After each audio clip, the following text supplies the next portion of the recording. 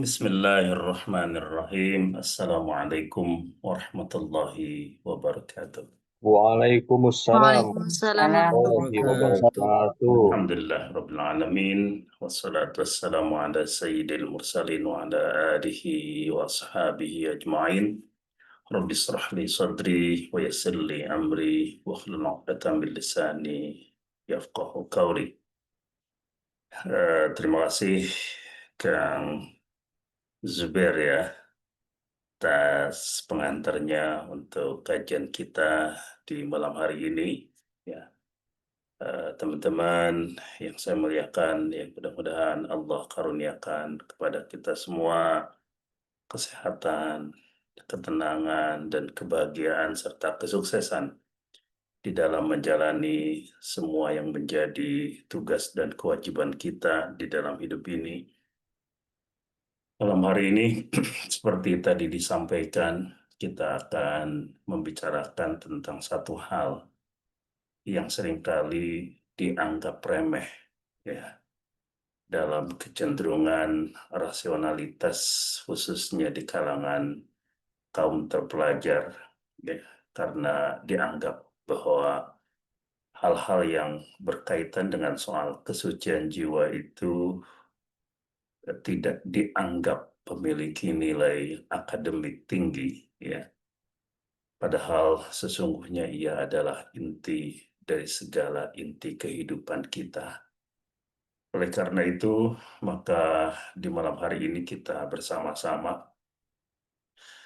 mendiskusikan atau membicarakan tentang tema ini, tema Tazkiyatun Nafs, menyucikan jiwa di tengah kesibukan dunia. Ya, tentu setidaknya ada 3 persoalan yang menjadi hal mendasar ya untuk bisa kita pahami, lalu kemudian bisa kita wujudkan di dalam hidup ini, yaitu berkaitan dengan kesucian jiwa, lalu bagaimana dampak psikologis dari kesucian jiwa itu di dalam kematangan emosi kita, lalu kemudian bagaimana kita bisa menjalani kehidupan ini secara seimbang antara dunia dan akhirat kita, ya, antara segala persoalan yang berkaitan dengan materi, dengan tuntunan rohani kita, dan inilah yang tadi saya katakan bahwa ia adalah inti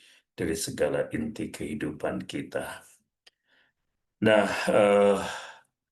yang akan kita diskusikan adalah bagaimana kita mengenal lebih dekat dengan konsep tazkiyatun nafs sebagai proses penyucian jiwa dan kematangan emosi di tengah kesibukan dunia modern, ya, sehingga diharapkan semua kita memahami tazkiyatun nafs dan pentingnya untuk kematangan emosi, lalu kemudian mengenali tantangan kesibukan dunia terhadap penyucian jiwa dan dapat mempraktekkannya itu di dalam kehidupan sehari-hari kita. Baik ya teman-teman, coba mari kita bicarakan apa yang disebut dengan tazkiyatun nafs. Insya Allah, semua kita memahami bahwa tazkiyatun nafs itu adalah proses penyucian jiwa dari berbagai sifat tercela dan menumbuhkan sifat-sifat terpuji untuk mendapatkan ridha Allah. Di dalam 4 ayat dari ayat-ayat Al-Quran yang membicarakan tentang agenda kerasulan Muhammad Sallallahu Alaihi Wasallam, kita mendapati bahwa salah satu dari 3 agenda utama Rasul adalah tazkiyatun nafsi itu.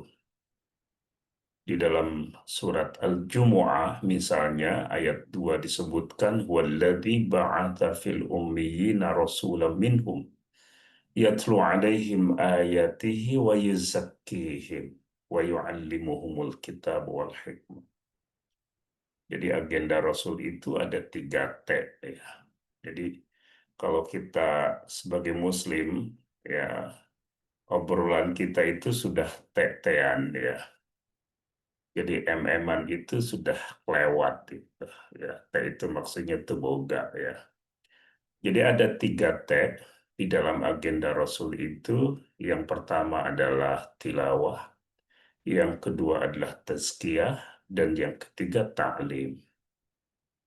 Jadi 3 dari 4 ayat yang membicarakan tentang agenda Rasulan itu menempatkan tazkiyah itu nomor 2 sebelum ta'lim.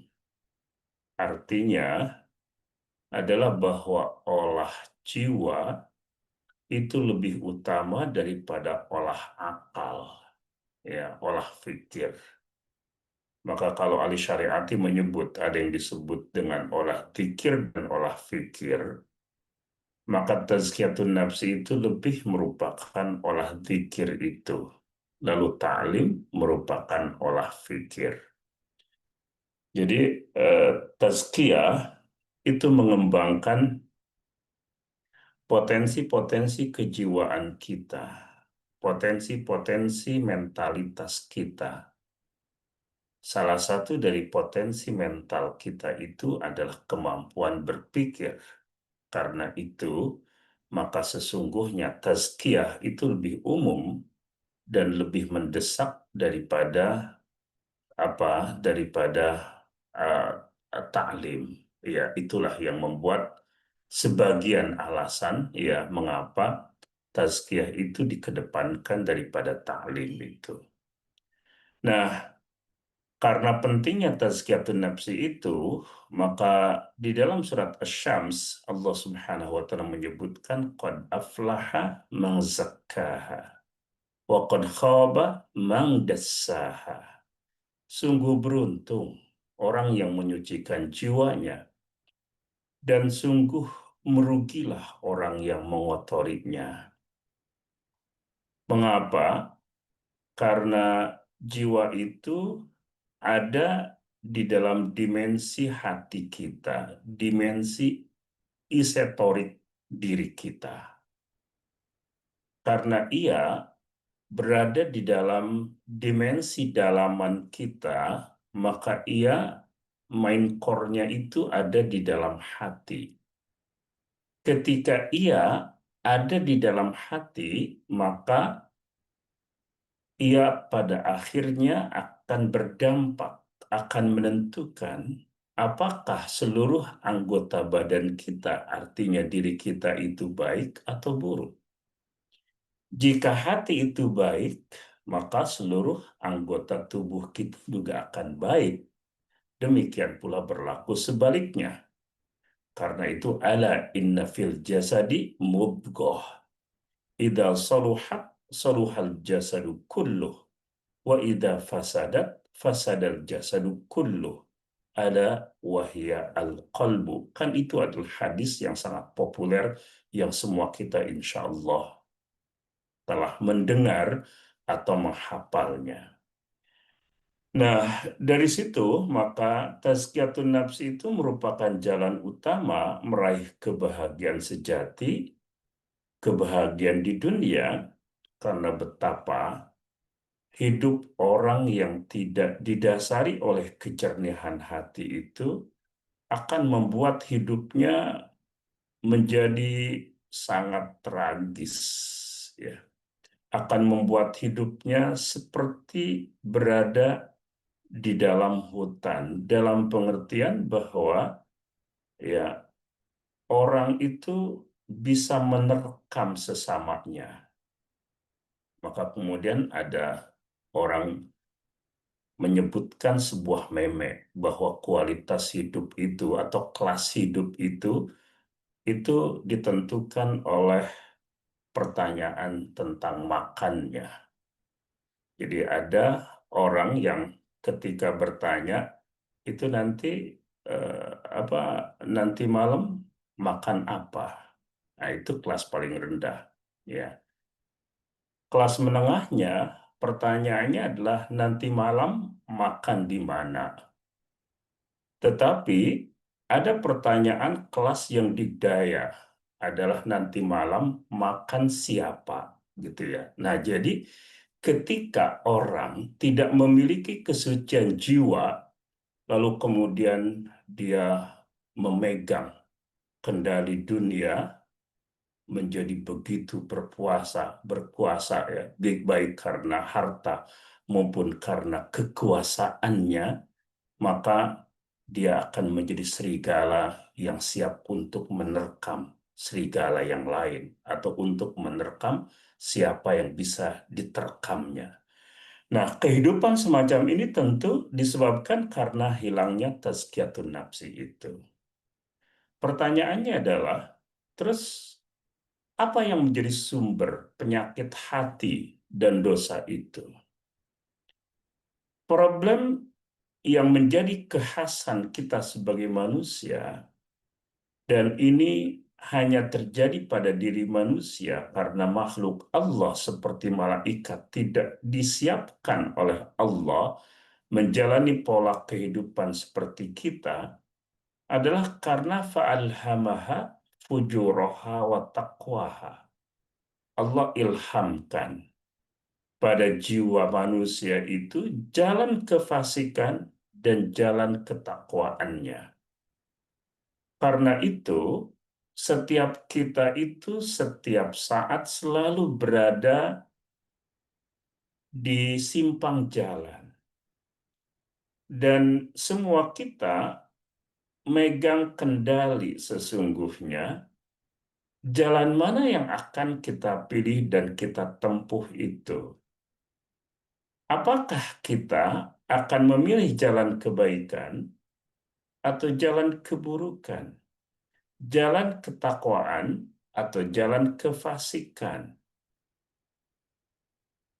Ketika orang memiliki kejernihan jiwa, maka dia akan memegang kendali atas dirinya. Inilah yang disebut dengan kontrol diri, kemampuan kontrol diri. Tetapi ketika jiwanya itu kusut, maka kemampuan kontrol diri itu akan lepas. Jadi dalam persoalan ini bukan semata-mata soal tahu, karena hidup ini tidak hanya berkaitan dengan tahu, ya.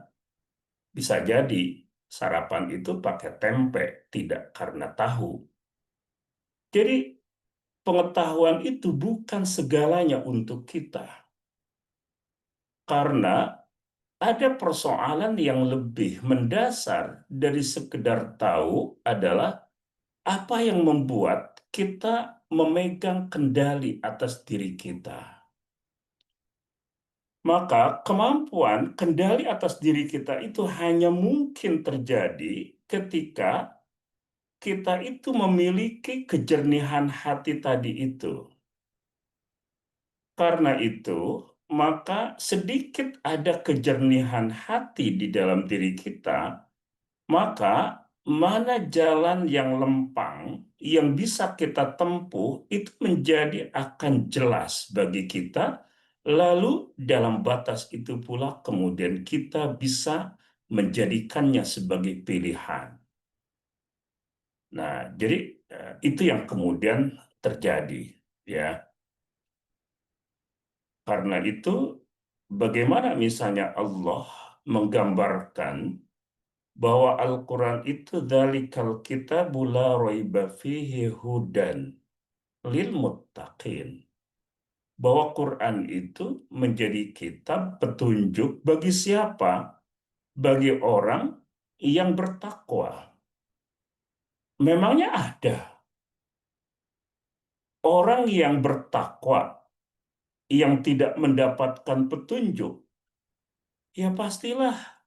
Gimana mungkin ada orang bertakwa tidak mendapatkan hidayah? Tapi maksud ayat itu menggambarkan kepada kita seberapa besar porsi hidayah yang akan kita ambil dari Al-Quran itu bergantung pada porsi hidayah yang sudah ada di dalam diri kita. Semakin besar hidayah yang ada di dalam diri kita, semakin besar pula potensi hidayah yang bisa kita petik dari ayat-ayat Al-Quran. Demikian pula di dalam mengambil keputusan di dalam hidup kita. Jadi ketika ada 10% dari kejernihan yang ada di dalam dada kita, maka 10% pula kemampuan kontrol atas diri kita, sehingga sebesar itu pula porsi yang bisa kita ambil di dalam menentukan langkah-langkah kebaikan di dalam menjalani hidup kita ini. Jadi subhanallah, bayangkan jika ada orang yang 100% hatinya itu begitu jernih, ya, sejernih embun, dia kemudian tidak terpengaruh oleh dorongan-dorongan syahwat dan hawa nafsunya, maka ketika itu pula dia tidak akan pernah dirongrong oleh hasrat apapun, sehingga terlepas dari apakah dia memiliki pengetahuan teoritik tentang persoalan yang sedang dihadapi atau tidak, tetap ketika itu dia akan memegang kendali atas dirinya, dan 100% pula kemudian yang akan terjadi itu adalah kebaikan di dalam hidupnya. Karena itu maka nafsu itu memiliki potensi kebaikan dan keburukan yang harus diluruskan. Sehingga yang menjadi problem di dalam hidup kita itu bukan nafsu itu sendiri, karena nafsu itu adalah sesuatu yang bisa bermanfaat, bisa mendatangkan kebaikan, dan bahkan jika orang tidak punya nafsu, dia tidak akan ajeg di dalam menjalani hidup ini. Ya, sederhana. Kalau kita datang ke dokter dalam keadaan sakit, pertanyaannya kan sangat pribadi, ya. Makanya Cak Lontong itu sering mengatakan, saya itu males ke dokter itu karena pertanyaan-pertanyaannya sangat pribadi, ya. Bapak punya gula, gitu ya. Ya, dia katakan dia borbo apa, jangankan gula, kopi aja, susu, teh di rumah ada, gitu ya. Jadi persoalan, ya, apa nafsu itu, ya, adalah hal yang mendasar. Karena itu pertanyaan dokter adalah, gimana nafsu makannya, Pak? Gitu ya, nafsu makan. Terus apa hubungan nafsu makan dengan penyakit yang sedang dijalaninya? Karena kalau tidak punya nafsu makan ya bisa bisa sakit. Kalau tidak punya nafsu, gitu ya, dengan lawan jenis, apakah kemudian seorang anak muda itu akan menikah? Ya. Jadi nafsu itu netral. Karena itu ia bisa punya potensi kebaikan, tapi juga ia bisa mendorong pada keburukan ketika ada penyimpangan di dalam dirinya. Yang kemudian negatif itu adalah hawa nafsu. Ya, jadi kalau hawa nafsu itu negatif karena dorongannya ada pada keburukan. Nah, jadi nafsu itu punya potensi kebaikan dan potensi keburukan itu sendiri, ya. Lalu kemudian kita sebagai manusia, orang yang memiliki kejernihan hati itu bisa mengarahkan bagaimana cara kita memenuhi kebutuhan-kebutuhan nafsu kita. Apakah kita penuhi kebutuhan itu sesuai dengan tuntunan keutamaan di dalam agama kita, sesuai dengan hukum-hukum di dalam agama kita, atau setidaknya sesuai dengan norma-norma kebaikan yang hidup di tengah-tengah masyarakat kita. Jika itu yang kemudian kita lakukan, maka berarti kita sudah ambil kendali atas nafsu itu, sehingga jalan ketakwaanlah yang akan kita tempuh. Tetapi ketika kita tidak punya kendali atas nafsu kita, lalu kemudian karena dorongannya sedemikian kuat, lalu kemudian ia dipenuhi dengan cara-cara yang bertentangan dengan ajaran agama atau cara-cara yang bertentangan dengan norma-norma kebaikan di tengah masyarakat, maka berarti dia sudah menjadi hawa. Maka ada al-hawa gitu ya. Dalam bahasa Arab sebenarnya adalah tidak disebut dengan nafsu itu, tetapi al-hawa ya. Artinya dalam bahasa kita hawa nafsu ya. Nah, lingkungan dan informasi yang masuk itu mempengaruhi kecenderungan jiwa kita. Sehingga bagaimana kita bisa menjaga diri kita adalah banyak bergantung pada kemampuan untuk menjaga lingkungan kebaikan diri kita. Ya. Maka kemudian di dalam hadis itu kan diceritakan bahwa manusia itu ya itu bergantung pada pertemanannya. Anil mar'ila tasal wasal an qarini. Tentang seseorang, jangan tanya siapa dia, tapi tanya siapa yang menjadi temannya. Mengapa? Karena setiap orang itu akan dipengaruhi oleh faktor pertemanan itu. Maka di dalam hadis kemudian disebutkan bahwa ada perumpamaan orang dengan siapa dia bergaulnya. Maka ada jalisu jalisu asu ya, teman yang buruk, ada teman yang baik.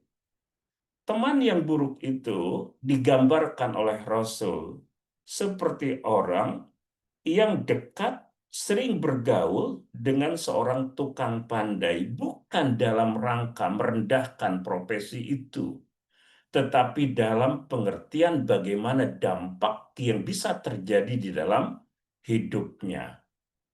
Jadi kalau ada orang berteman dengan tukang pandai, maka ada beberapa kemungkinan. Kemungkinan yang buruk adalah dia kecepretan ya percikan apinya, maka kemudian bisa membakar ya pakaiannya, bisa kemudian membuat ia tersulut atau terkena api itu ke dalam badannya. Tapi pergaulan yang baik itu adalah seperti orang yang bersahabat dengan tukang parfum. Kalau tidak dia dapatkan parfum itu sebagai hadiah darinya, setidaknya ketika bergaul itu dia dapatkan wanginya, kan begitu. Nah, jadi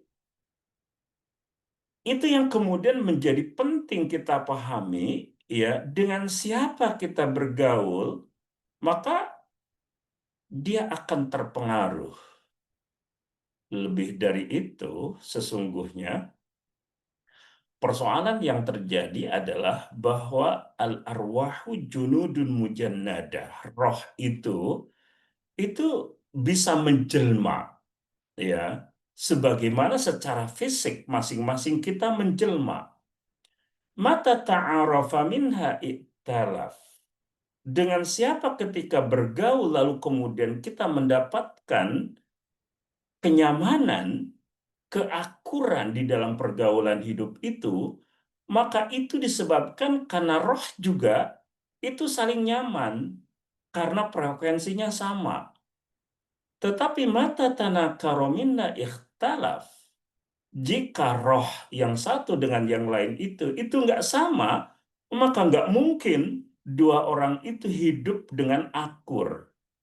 Jadi ketika kita akur, hidup, nyaman, bergaul dengan orang-orang yang buruk, maka ketahuilah bahwa sesungguhnya dirinya itu sefrekuensi dengan sahabatnya itu. Tetapi ketika kita nyaman, ada di lingkungan orang yang baik, maka ketahui bahwa sesungguhnya dia adalah orang baik itu.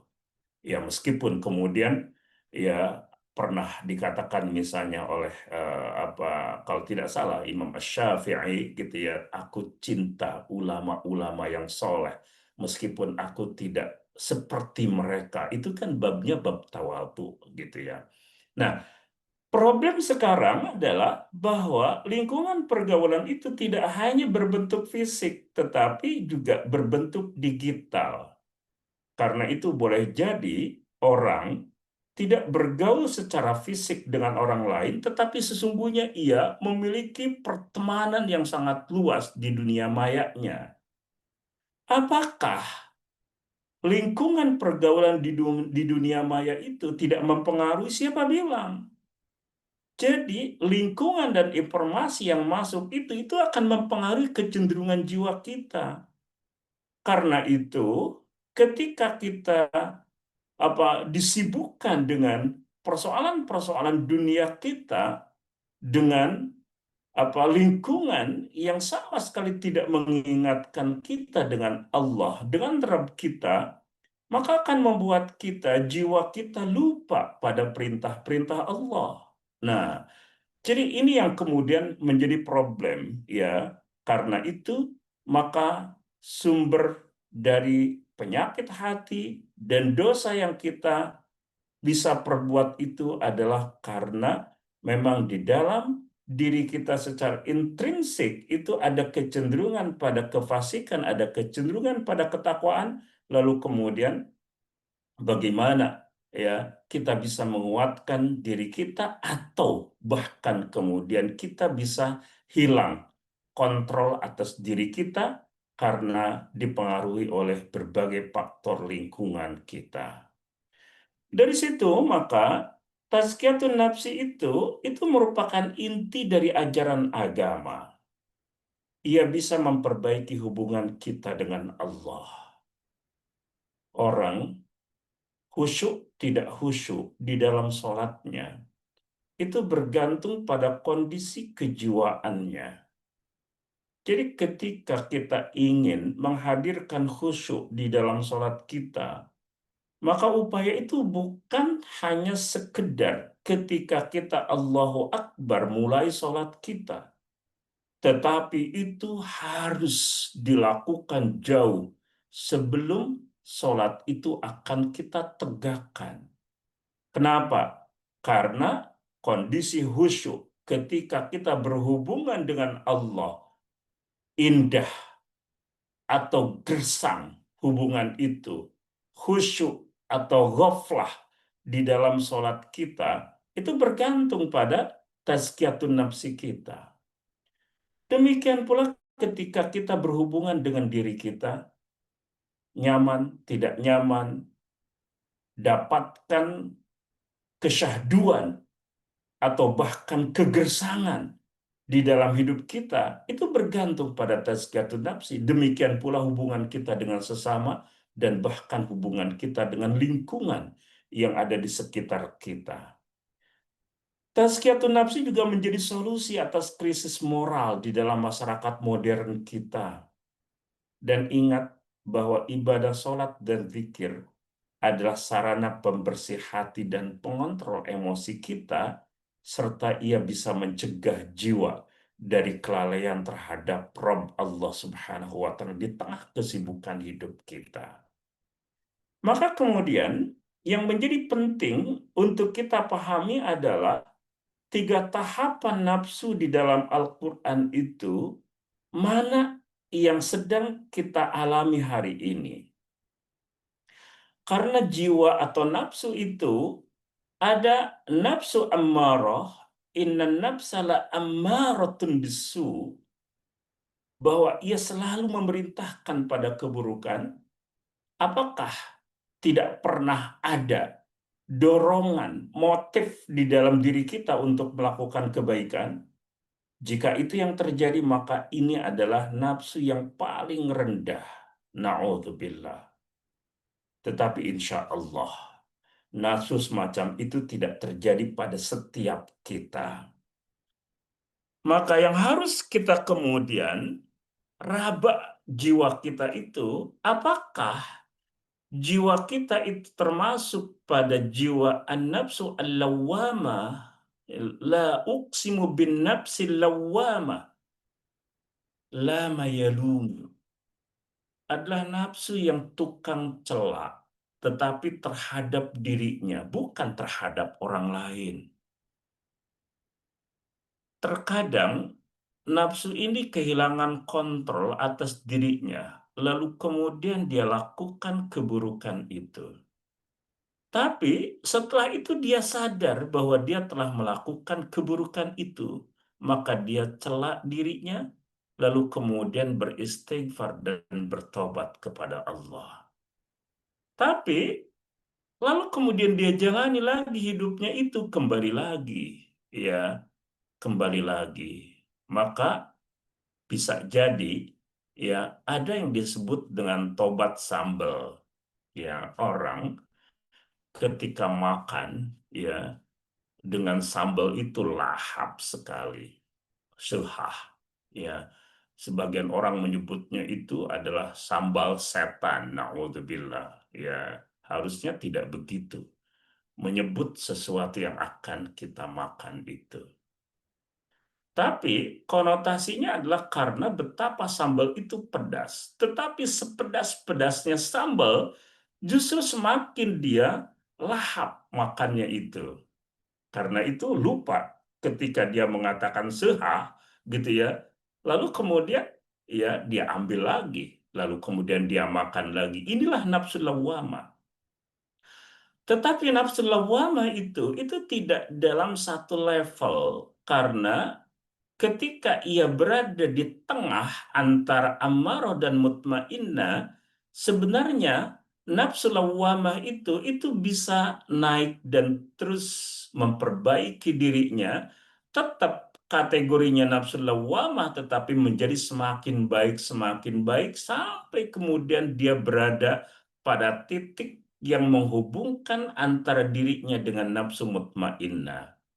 Maka ketika nafsu mutmainnah itu dia dapatkan, dia tenang, ya, sehingga pada akhirnya dia akan menjadi nafsu yang Allah ridhoi. Ya ayyatuhan nafsul mutmainnah, irji'i ila rabbiki radiyatan mardiyah, fadkhuli fi ibadi wadkhuli jannati. Nah, kita ini sekarang berada pada tahap yang mana itu? Dan hanya setiap diri kita yang akan tahu di bagian mana dia sedang berada. Jika dia masih berada pada level ammarah, maka effort untuk berubah itu harus sangat besar. Karena orang yang berada di dalam lingkaran setan hanya akan bisa keluar dari lingkaran itu ketika dia putus lingkaran itu. Maka dia memutuskan diri dari lingkaran setan itu membutuhkan effort yang sangat besar. Tapi jika kita sedang berada pada nafsu lawwamah, maka perkuatlah terus diri kita itu sehingga awasnya itu menjadi lebih besar. Ketika penghayatan keawasan kita terhadap semua gejolak yang ada di dalam diri kita itu menjadi lebih besar, maka insya Allah, ya, kita akan menjadi lebih tahan, lebih imun terhadap godaan-godaan yang ada di sekitar kita. Ketika terus imun itu kita tingkatkan, maka mudah-mudahan kelak pada waktunya kita tidak lagi tertarik dengan apapun yang sering dijadikan setan sebagai tipu muslihatnya. Ya, maka Umar bin Khattab itu dalam beberapa riwayat itu disebutkan oleh Rasul. Wallahi, ini ra'aitu syaitana yafirru min Umar. Demi Allah, aku lihat setan itu melarikan diri dari Umar. Riwayat lain mengatakan, lau salaka Umaru fajjan, la salaka syaitanu fajjan ghairu fajji Umar. Jika Umar melewati satu jalan, lalu kemudian setan akan melewati jalan itu, maka dia harus melipir. Dia akan mencari jalan yang tidak ditempuh oleh Umar. Jadi, Jangankan setan itu menggoda Umar, ketemu saja dia takut dengan Umar bin Khattab. Kenapa?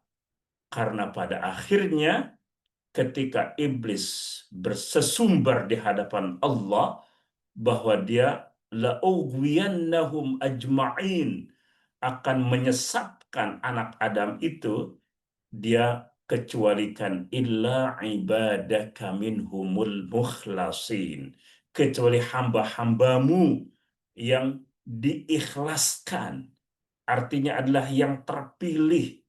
Karena keikhlasannya, maka pada akhirnya dia akan menjadi hamba-hamba pilihan Allah yang boro-boro dia sanggup untuk menggodanya, mendekat saja dia tidak mampu. Nah, ini adalah nafsu mutmainnah yang harus menjadi orientasi di dalam diri kita. Karena itu maka perlu taholli dan tahalli itu kita lakukan.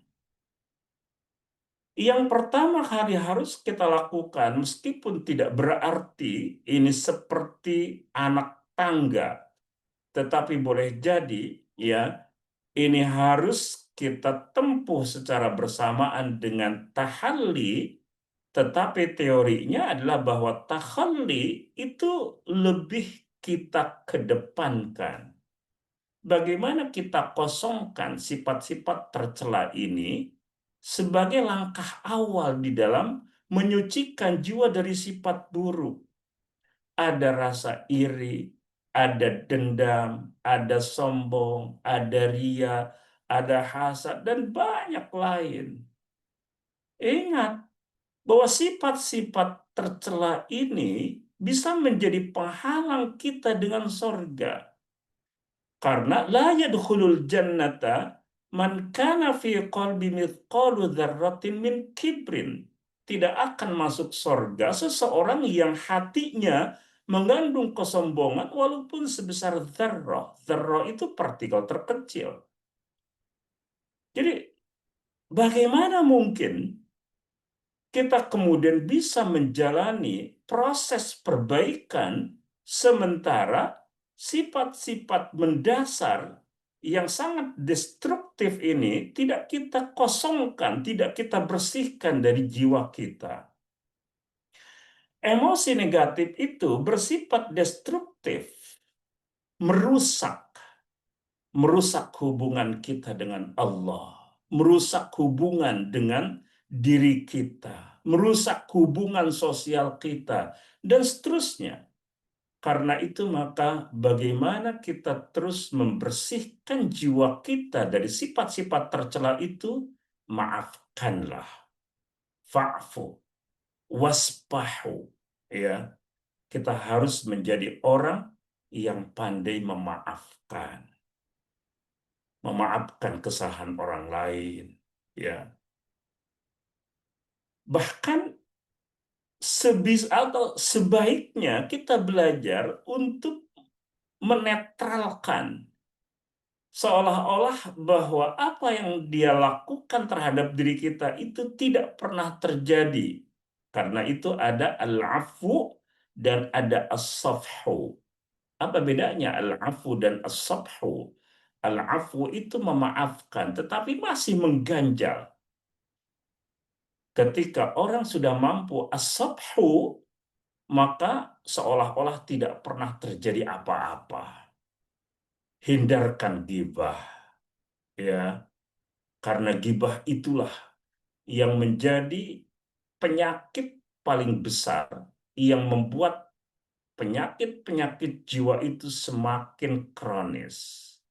Dan ingat, istighfar ketika kita biasakan di dalam hidup sehari-hari kita, ini akan berperan besar di dalam membersihkan hati kita dari pengaruh-pengaruh buruk yang pernah kita perbuat. Ingat, Rasul pernah menyebutkan bahwa idza adnaba abdun, kalau seseorang itu berdosa, nukitat fi qalbi nuktatan sauda, maka di dalam dadanya itu akan terbentuk noda hitam. Fa idza istaghfara suqila, Kalau dia beristighfar, maka noda hitam itu akan dibersihkan. Fa'in ada zida. Tapi kalau dia balik lagi melakukan perbuatan dosa itu, maka noda hitam itu akan ditambah.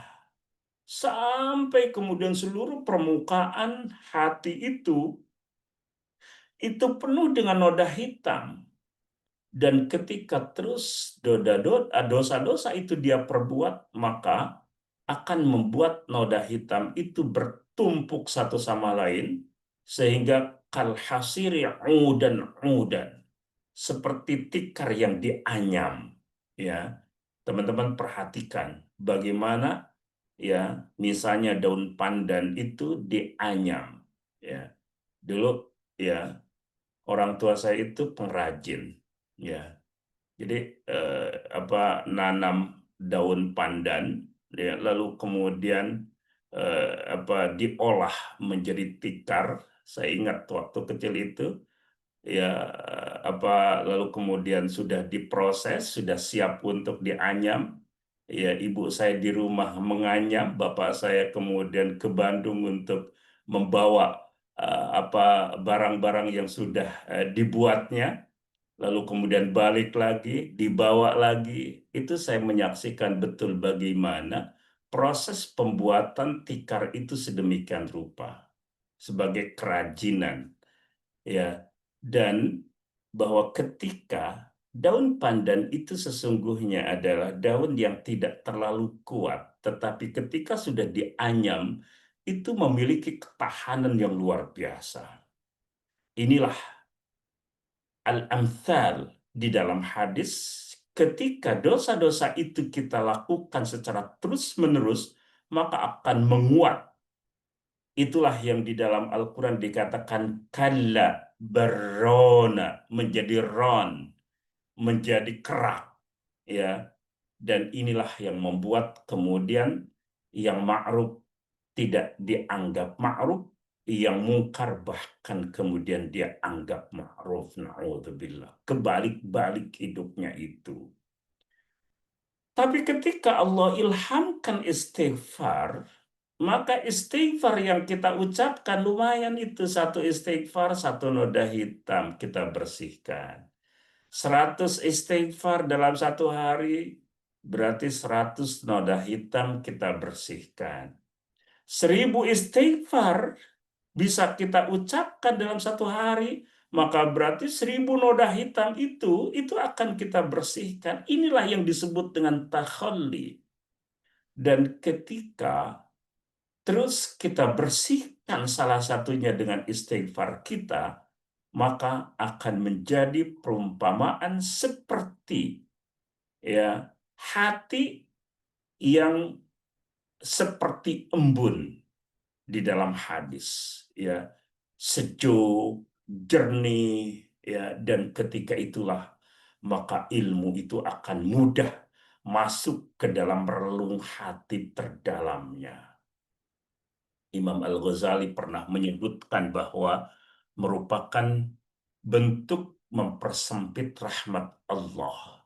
Kalau ada orang menduga bahwa ilmu itu hanya didapat lewat panca indera, hanya dengan mendengar, hanya dengan membaca, hanya dengan pengamatan. Sesungguhnya di dalam diri kita itu ada jendela antara kita dengan Allah. Itulah yang disebut dengan hati. Maka Allah itu bisa mengilhamkan cahaya hati atau cahaya ilmunya itu kepada siapa yang dia kehendaki. Dan itulah yang disebutkan bahwa al-ilmu nurun. Ilmu itu adalah cahaya. Wa nurullahi la yu'ta li'asi. Cahaya Allah itu tidak akan Allah berikan kepada pendosa. Dari situlah maka takhalli itu merupakan langkah awal, bukan hanya di dalam cara kita memperbaiki diri kita, tetapi bahkan di dalam menekuni tangga-tangga ilmu. Nah, yang kedua adalah tahalli, ya, menghiasi diri dengan sifat terpuji. Tadi membersihkan, sekarang menghiasi. Yaitu mengisi hati dengan keikhlasan, kesabaran, syukur, dan tawadu. Karena itu, ya, persoalan-persoalan hati seperti kehusyuan di dalam hati kita, itulah hakikat dari kesuksesan di dalam hidup kita. Maka qad aflahal mu'minuna. Sungguh beruntung orang-orang mukmin itu, alladzina hum fi salatihim khashi'un, yaitu orang-orang yang di dalam salatnya itu khusyuk. Walladzina hum 'anil lagwi mu'ridun, dan orang-orang yang bisa menjauhkan diri dari hal-hal yang tidak memiliki makna. Jadi bagaimana kita punya hati yang khasyah, inilah yang menjadi hakikat dari kesuksesan hidup kita. Maka sifat positif menjaga keseimbangan dan kebahagiaan hidup serta mempercepat pemulihan dari stres dan depresi. Ya, jadi kalau kita dalam keadaan tertekan karena pekerjaan ini dan itu, karena tugas mata kuliah ini dan itu, semuanya belum ada yang dikerjakan, boro-boro sudah selesai, bisa distorkan. Ya, sudah semester 8 tetapi baru di bab 1, ya. Lalu kemudian ketika ditanya sudah sampai mana tesisnya? Ya, alhamdulillah sudah punya niat. Saya katakan itu sih bukan niat, itu namanya azam. Baru punya keinginan. Karena yang disebut dengan niat itu muqtarinan bi fi'lihi, disertai dengan apa? Mengerjakannya. Ketika kita tidak punya cukup energi untuk berbuat, maka itu dikarenakan hati kita sedang dalam keadaan kropos. Rohiyah kita sedang ringkih. Jadi ada keringkihan rohiyah. Ketika kita tidak mampu berbuat, ingat, problem terbesarnya adalah karena rohiyahnya sedang ringkih itu. Maka segera kuatkan roh kita, kasih nutrisi terbaik yang bisa kita berikan, maka sebagaimana badan kita itu dalam keadaan lemes karena sudah lama, sudah lapar, tetapi belum ada sesuatu yang bisa kita asupkan ke dalam badan kita, lalu kemudian kita lemes dan tidak bisa berbuat, sama, roh kita juga sama. Roh kita itu juga perlu nutrisi. Apa nutrisinya? Ini yang beda antara nutrisi jasad dengan nutrisi hati atau rohani kita. Nutrisi rohani itu ada di dalam ibadah, di dalam zikir, membaca Quran. Jadi kalau kita dapati diri kita dalam keadaan lemas, tidak mampu berbuat apa-apa, baca Quran, ambil wudhu, sholat sunnah. Disitulah kemudian kita akan bertenaga. Sama ketika kita dalam keadaan stres, tertekan oleh ini dan itu, maka yang bisa menghilangkan stres kita itu adalah ala bidzikrillahi tatmainnul qulub. Ya, karena itu ada zikir healing, ada Quranic healing. Jadi kita orang-orang mukmin, healing kita itu tidak harus berdesak-desakan ketika weekend itu harus ke puncak. Itu tambah stres. Tidak juga harus ke luar negeri ya untuk healing. Karena banyak orang dia bekerja untuk mencari uang, lalu kemudian karena pekerjaan itu dia stres, lalu di akhir pekan dia healing dengan mengeluarkan dana yang besar, lalu kemudian setelah kembali menjalani tugas-tugas lagi, dia stres karena duitnya habis. bagi kita yang memilih jalan hening di dalam hidup ini, healing kita itu tidak harus kemana-mana. Healing kita itu cukup duduk di atas sajadah kita, lalu kemudian kita sholat, baca Quran, berdoa, berzikir, maka itu semua adalah tahalli yang membuat kemudian sifat-sifat positif itu akan tertanam di dalam dada kita, karena itu kuatkan kemampuan syukur kita. Tingkatkan kemampuan berbagi kebaikan. Kuatkan sikap positif di dalam menyikapi berbagai persoalan hidup kita, maka dengan begitu kita berarti akan terus meningkatkan keutamaan yang ada di dalam hati kita. Tapi persoalan itu, ingat, membutuhkan mujahadah. Jadi benar bahwa teori Imam Al-Ghazali itu hanya dua, takhalli, tahalli. Meskipun ada yang kemudian kesononya tajalli, ya itu adalah konsekuensi. Tetapi prosesnya adalah dua itu, takhalli dan tahalli.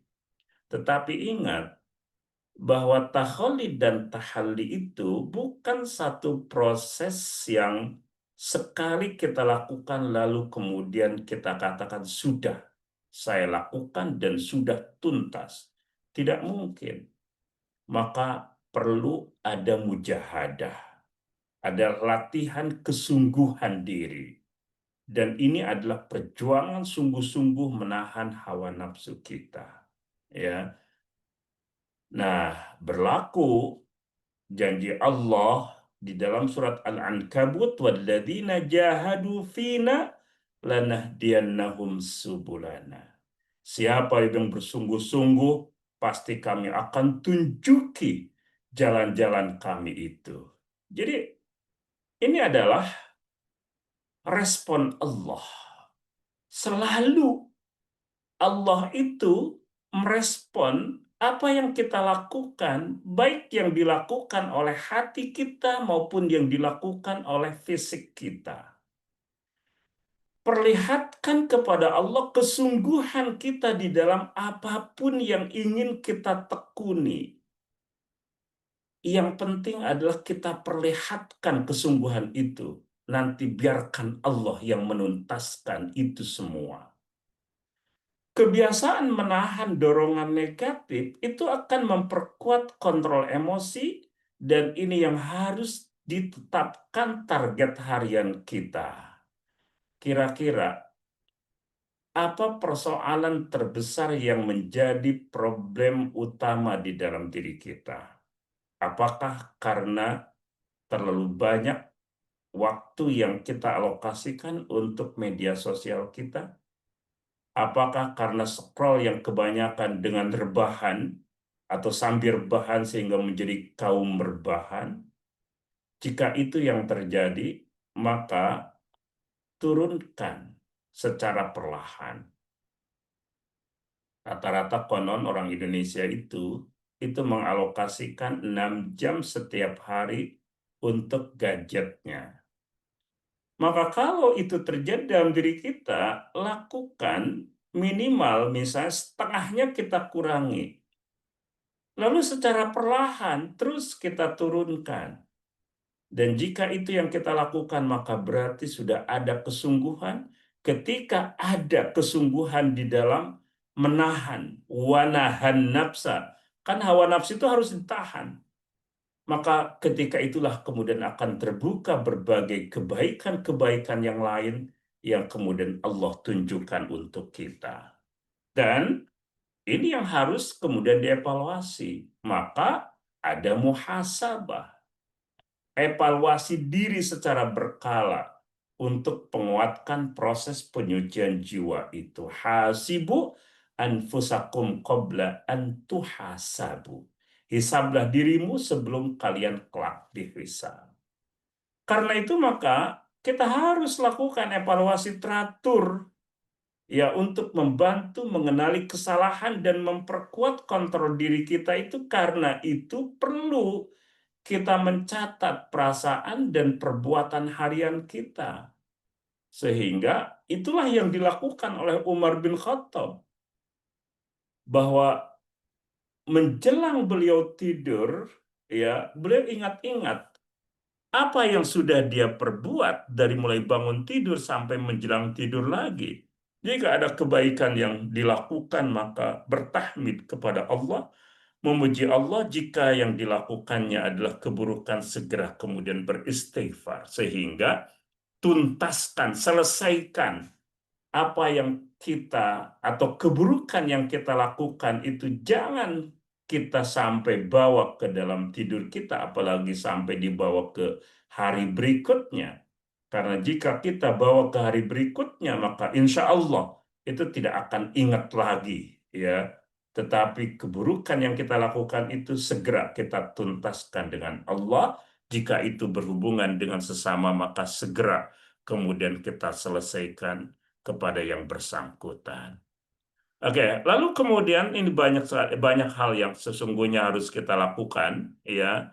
Tetapi ingat, ya, bahwa kesuksesan sejati itu adalah ketika ada keseimbangan antara dunia dan akhirat kita.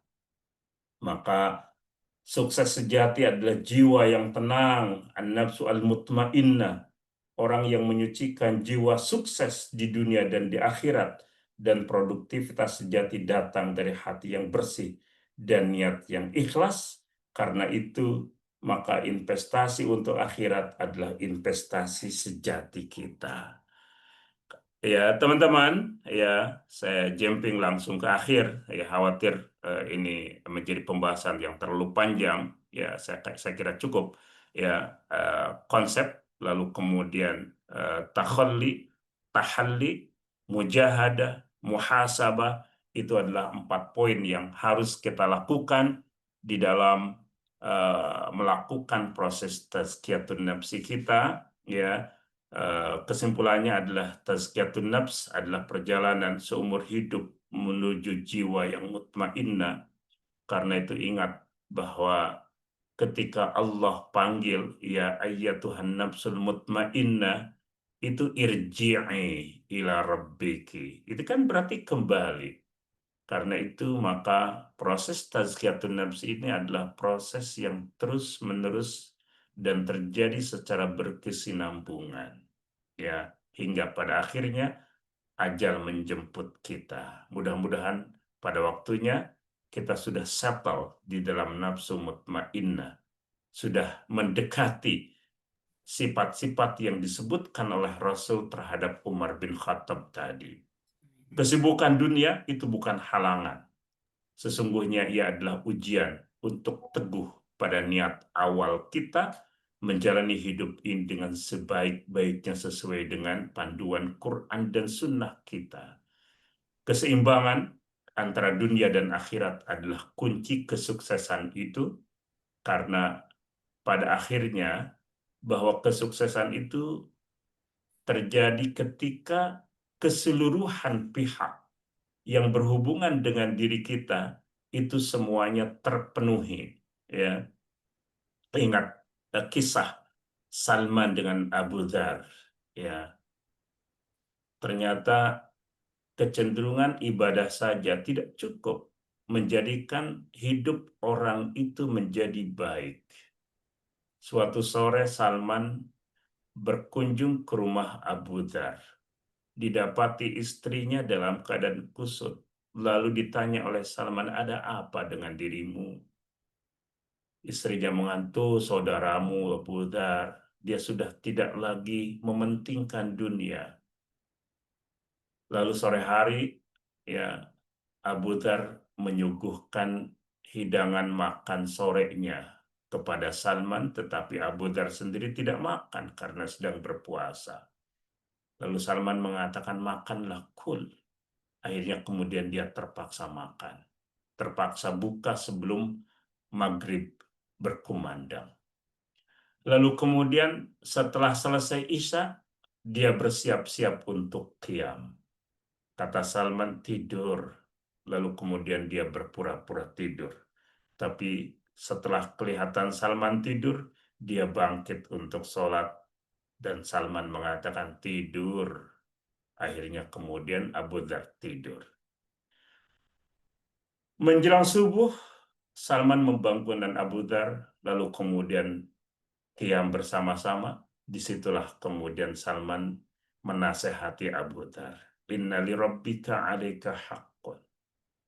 Sesungguhnya Tuhanmu itu punya hak darimu. Wali jasadika 'alaika hak. Jasadmu juga punya hak darimu. Perlu nutrisi, perlu makan, perlu minum. Wa inna li'ainaika 'alaika hak.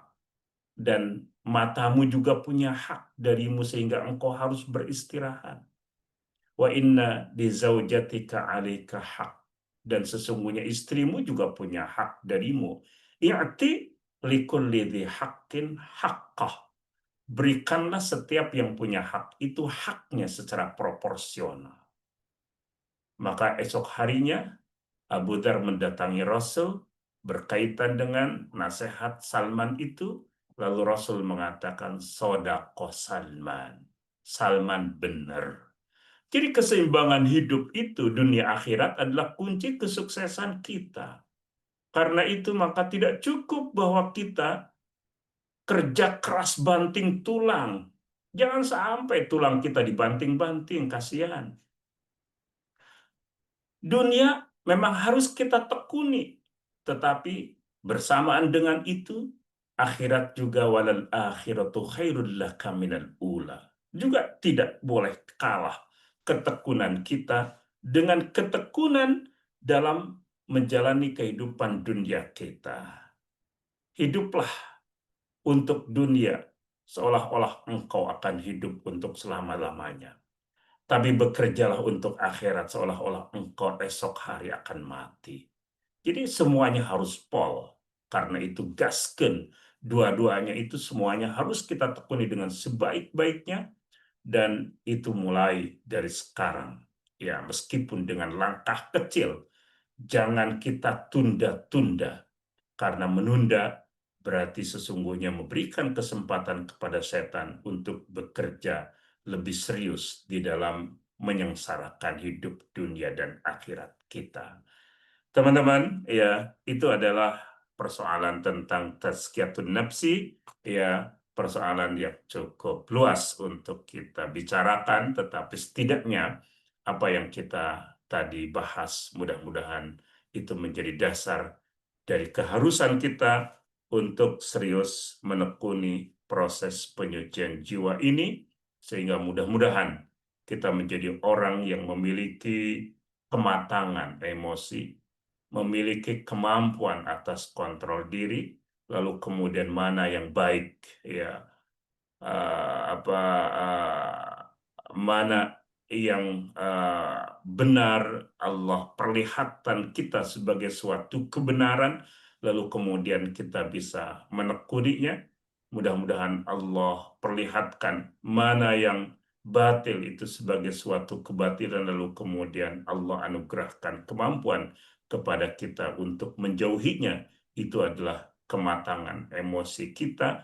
Kita berarti memegang kendali penuh atas diri kita. Jika itu yang kita lakukan, maka insya Allah hidup kita akan kita tekuni dengan sebaik dan seindah seperti bayangan, seperti gambaran di dalam ayat-ayat Al-Quran dan hadis-hadis Rasulullah Sallallahu Alaihi Wasallam yang membicarakan tentang orang-orang soleh yang memiliki kejernihan hati. Itu saja, ya, saya kembalikan ke moderator. Tafadhal Masduro. Masya Allah. Jazakumullah khairan kathiran kepada dokter atas penyampaiannya. Ya, kami persilakan kepada eh, Bapak Ibu sekalian yang memiliki pertanyaan. Mungkin kita batasi ya, satu atau dua penanya. Kemudian izin mengingatkan untuk jangan lupa mengisi absen untuk sertifikat. Pertanyaan bisa melalui kolom komentar atau dengan raise hand.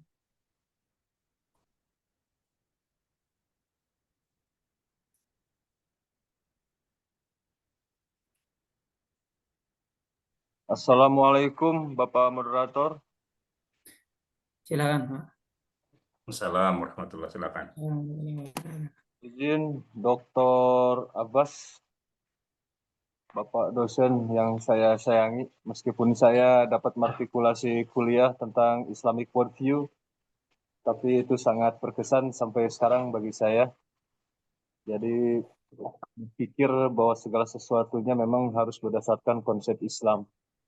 Nah, ini terkait ini Pak Dokter yang ingin saya tanyakan. Ini mungkin pengalaman pribadi saya lah. Saya tidak akan bercerita tentang orang.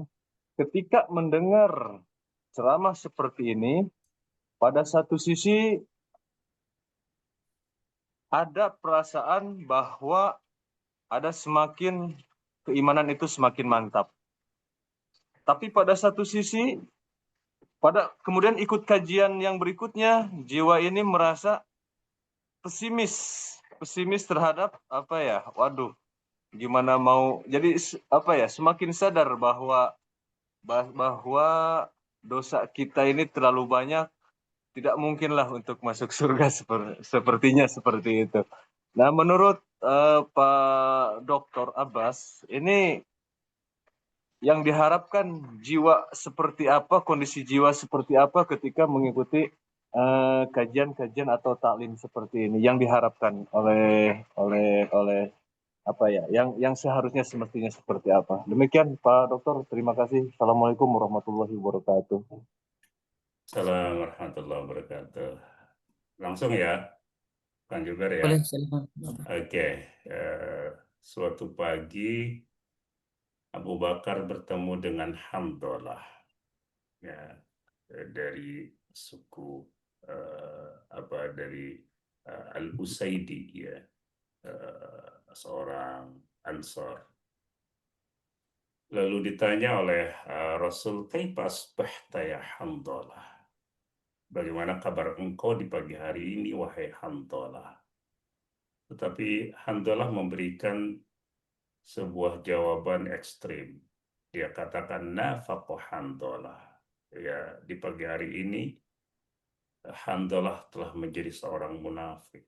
Ini perkataan yang ekstrim, ya, karena mungkin Abu Bakar ya bermaksud menyapa Hamdalah itu ya dengan sapaan yang biasa, ya, sebagai sapaan umum.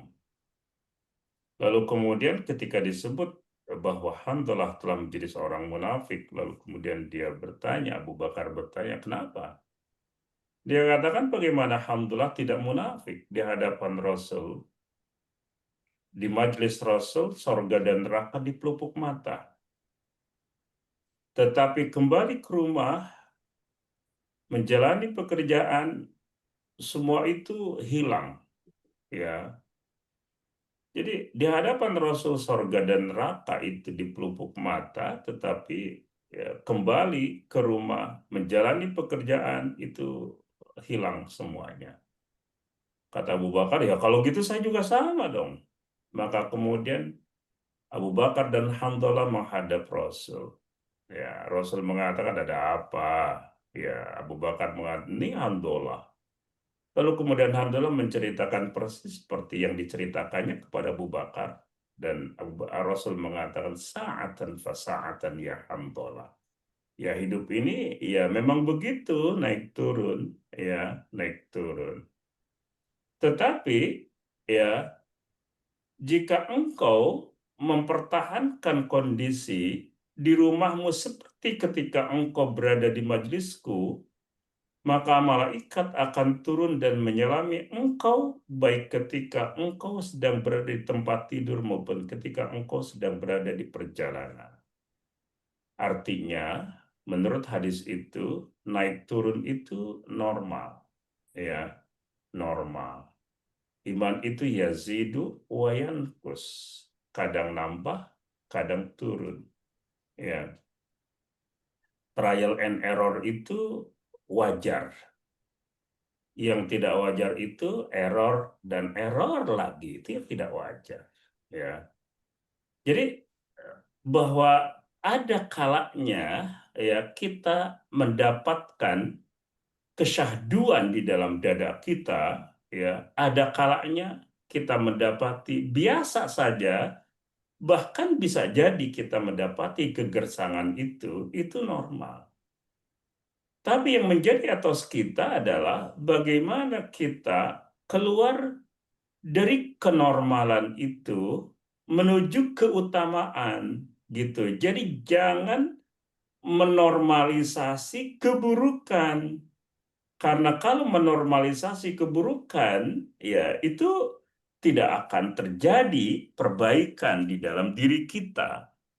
Maka apa yang dilakukan atau dikatakan oleh Handola itu sebenarnya adalah sesuatu yang dianggap normal terjadi pada umumnya orang, itu tidak dianggap sebagai sesuatu yang terus harus dibiarkan. Nah, inilah yang kemudian keluar dari menganggap kenormalan sesuatu yang tidak utama, gitu ya, tidak baik, untuk kemudian menjangkau keutamaan. Jadi keutamaannya adalah jaga tetap kondisi hati kita, gitu ya, agar kita terus istiqomah di dalam menjalani kedekatan kurbah antara kita dengan Allah Subhanahu wa Ta'ala, dan itu semua dengan cara tetap menjaga stamina ya zikir kita selalu, ya.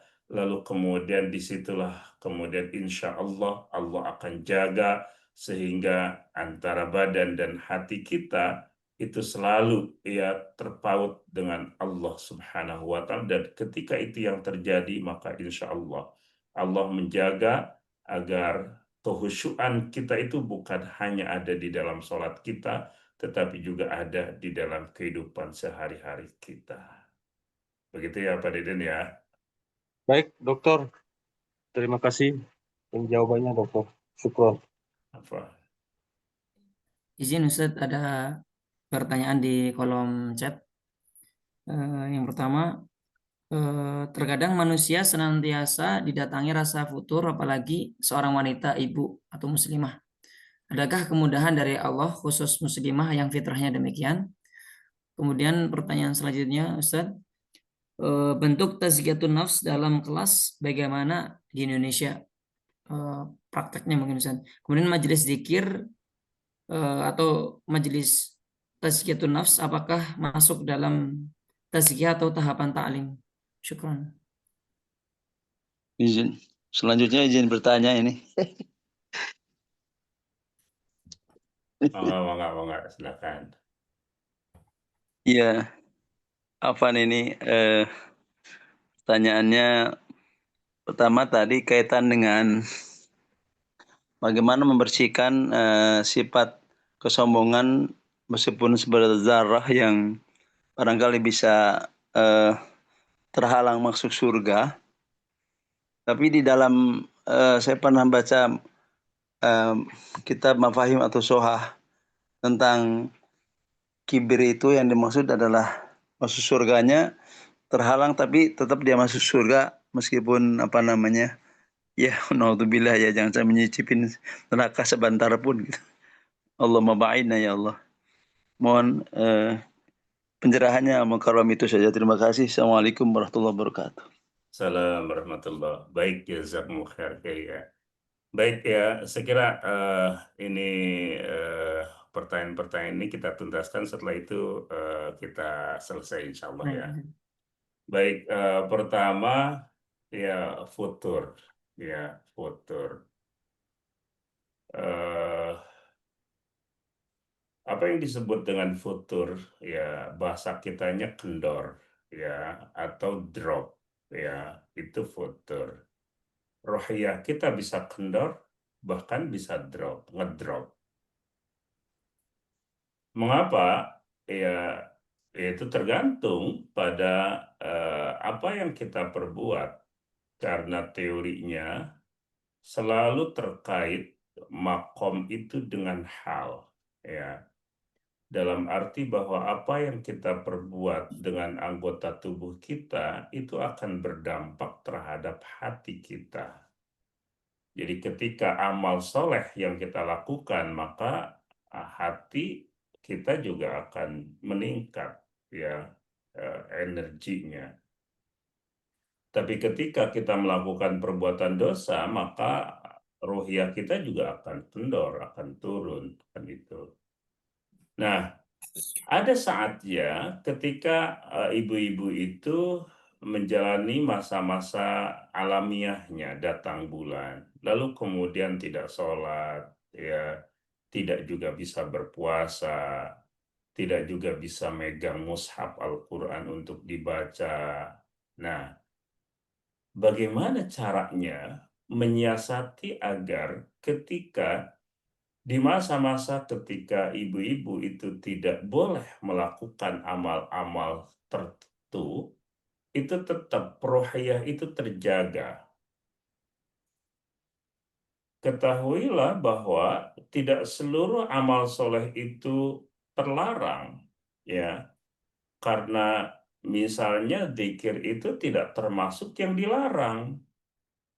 Membaca Al-Quran itu dilarang, tetapi mendengarkannya kan tidak dilarang. Jadi lakukanlah apa yang bisa dilakukan, gitu ya. Dari mana bahwa zikir itu tidak dilarang? Ya, buktinya dalam hadis ketika Rasul Shallallahu Alaihi Wasallam menceritakan tentang Idul Fitri atau Idul Adha, lalu perempuan-perempuan yang sedang datang bulan itu, ya, justru diperintahkan untuk datang ke lapangan dan bertakbir sebagaimana orang-orang bertakbir. Itu artinya kan zikir itu tidak dilarang, kan begitu ya. Nah, jadi lakukan apa yang bisa dilakukan. Ya, ketika kemudian mampu melakukan, ya, meskipun tidak optimal apa yang bisa dilakukan dalam kondisi-kondisi semacam itu, maka ini akan menjaga rohiyah itu tidak sampai ngedrop, gitu ya.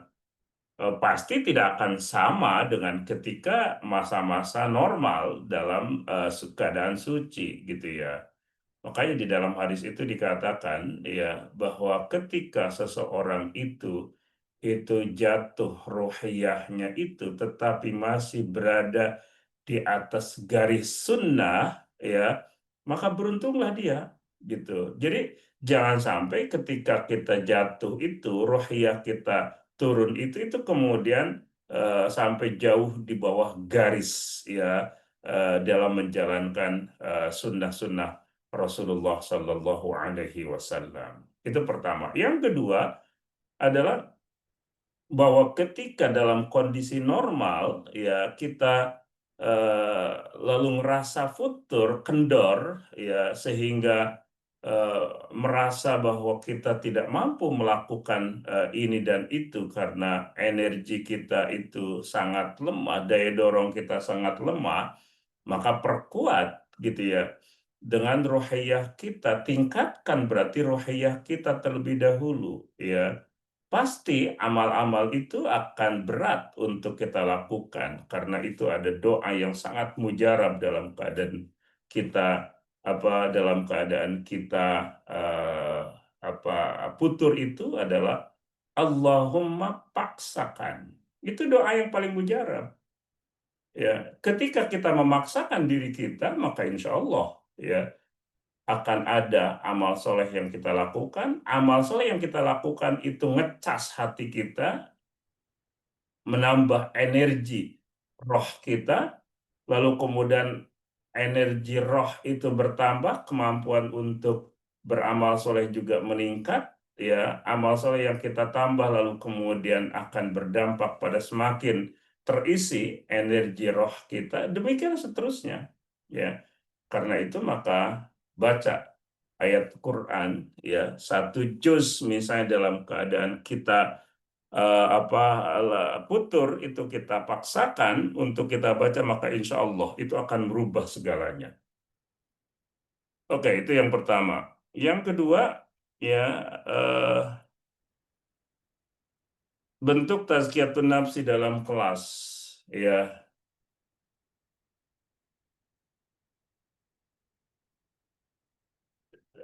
Biasakan misalnya ketika kita ngajar, pertama adalah ajak anak-anak kita, ya, anak-anak didik kita untuk memulai dengan doa, ya, doanya yang benar, ya, jangan lalu kemudian disuruh ketua kelas untuk memimpin doa dan ketua kelas mengatakan kita berdoa, mulai semuanya kemudian diam, lalu kemudian dia katakan selesai.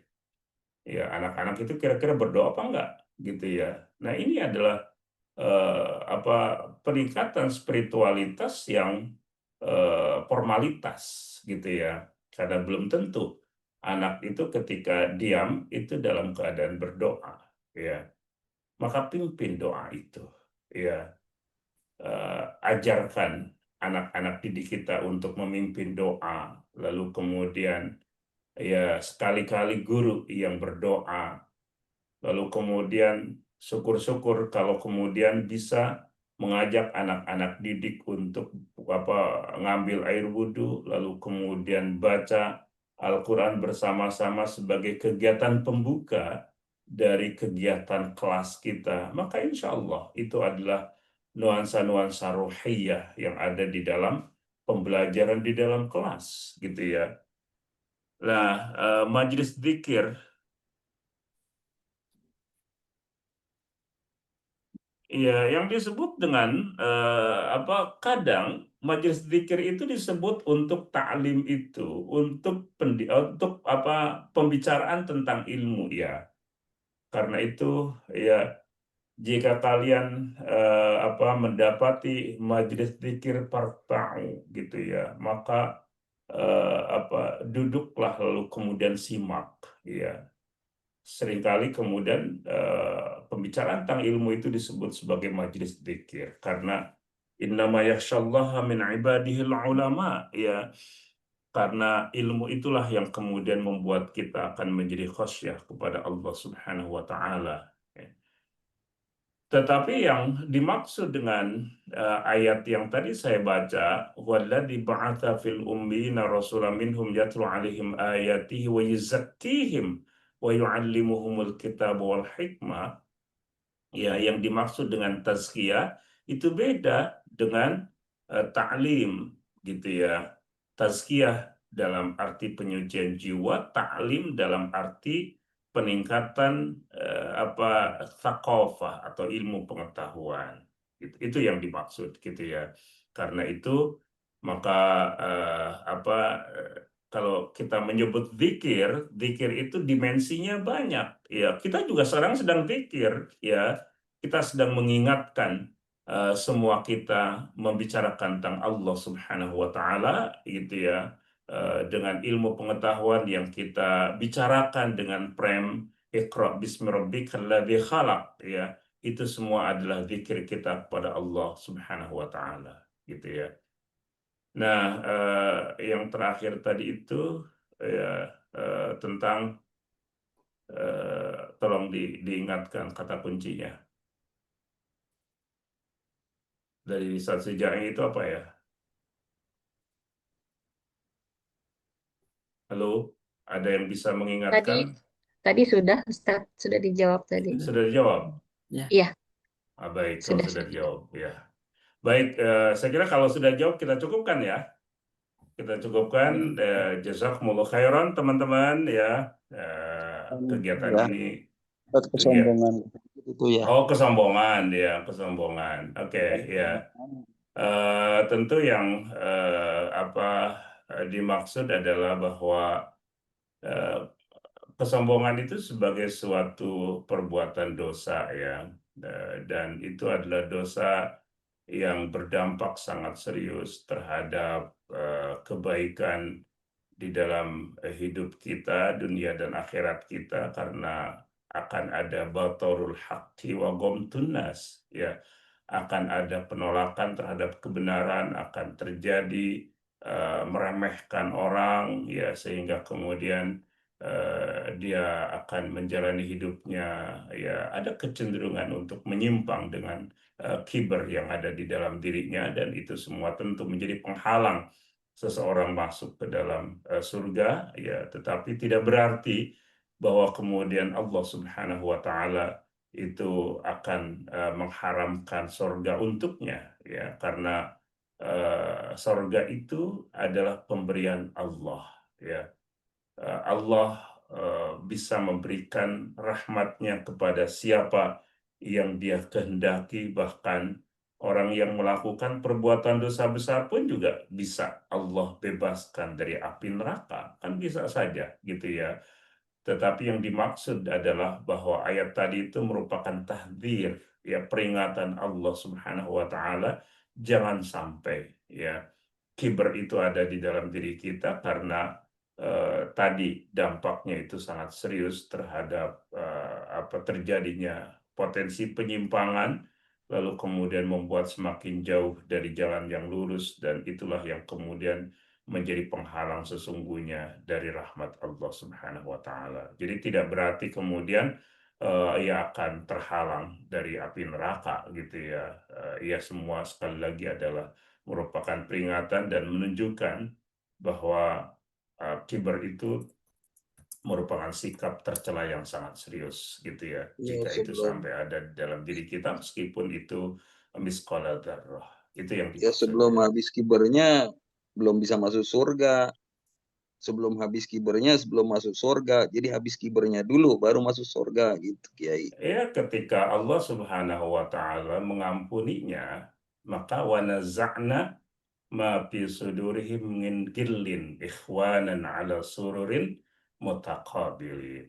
Jadi ketika semua itu kemudian Allah ampuni, ya, itu kan ampunan itu akan diberikan kepada siapapun kecuali orang yang melakukan perbuatan syirik, ya.